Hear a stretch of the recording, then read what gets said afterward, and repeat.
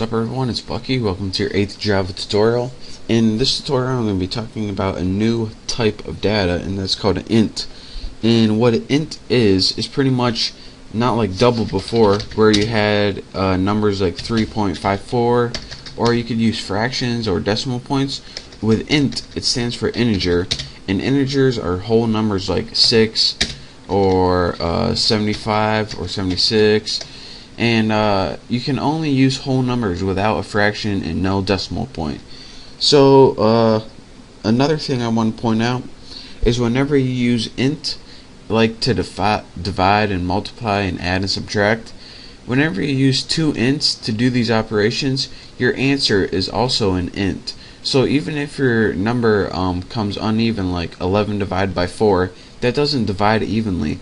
But when you try to do it on your computer with an int, you get an int as a result. So let me show you guys what that is. Let's go ahead and make three variables: girls, boys, and people. And let's go ahead and set these to some values. So let's go ahead and I'll start out with showing you all of the math operators. Girls equals 6, boys equals 3, and people equals girls plus boys. Now I showed you guys how to use this math operator in the last one, the plus sign, to get a simple sum. So now we can go ahead, and the sum of girls plus boys is now stored in people. So we put system.out.println, and in our parameter go ahead and put, what is it, people. And now if we go ahead and run this, we get 9, since 6 plus 3 is 9. And so that is how you can use addition with Java. But addition isn't the only thing you can use. You can use minus or subtraction to get the difference, which 6 minus 3 is 3. You can also do some other cool ones.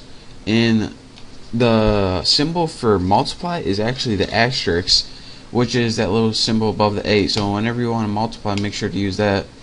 As you can see, 6 times 3 is 18. Divide is a special one. Now whenever you do this, you're going to get 2. But let me show you guys something where if you divide it uneven. Say you want to divide 11 by 3. Let's go ahead and see what our result is. 3. Well, we all know that 11 divided by 3 doesn't equal 3. What it equals is 3 point something. 9 divided by 3 actually equals 3. So what exactly is going on here? Well, Java said, alright, you want to work with ints? Well, ints are whole numbers, so whenever you ask the question in ints, I'm going to give you an int. So if you want to get this number exact, you need to use double.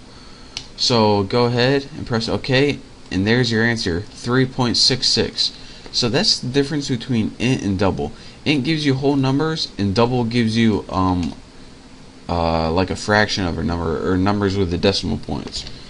So anyways, there's one more thing that I can help you out with when using ints to divide, and that's something called the modulus. Now we all know that 3 goes into 11 3 times, and that will give you 9. But you have 2 things left over whenever you do that, and that's where the modulus comes in. The modulus pretty means, alright, when you divide by a number, you get a whole number, aka an int, but you also have some left over. So let's go ahead and run this and see what we get. It says 2. In the modulus, if you remember from math class, this is another way of finding the remainder. So again, when you divide by 11 by 3, you get 9. You get 3, which 3 times 3 is 9, but you have 2 left over. So that's where that 2 comes from. Whatever's left over is the modulus. So that's how you can use the modulus along with int to find the exact value. So again, let me give you guys one more example. This one might be easier. If you have 7 divided by 3, you're going to get the answer 2, but you're going to have 1 left over. So if you divided by 2, such as this, you're going to get the answer 2. But if you have the modulus, you're going to get the answer 1, since you have 1 left over. Right there. And that, believe it or not, is going to be useful in a bunch of things that you won't even expect, like when we're finding random numbers and stuff that I'm going to be teaching you later. But for now, I just wanted to show you guys what the int variable type was, and also how to use different math operators. So thank you guys for watching. Practice this little, I don't know what this program is, girls and boys and people counters, I guess. And once you get good at all the math operators, you're ready to move on to my next tutorial. So again, thank you guys for watching. Make sure to subscribe, and I'll see you next time.